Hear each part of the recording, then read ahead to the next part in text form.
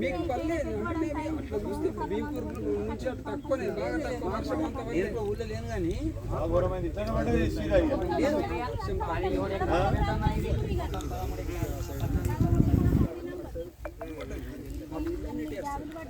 అరే అంత survey చేపిద్దామా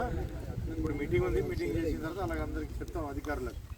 MRO కానీ అగ్రికల్చర్ వాళ్ళకి అందరికి ఏంటైతే మీకు నష్టపోయిందన్నదాన్ని రాపిస్తాం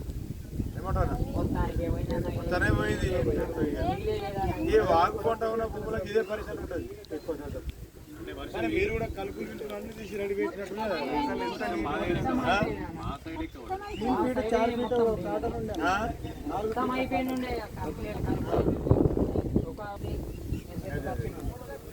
కూడా మొత్తం పోసుకొని వచ్చింది.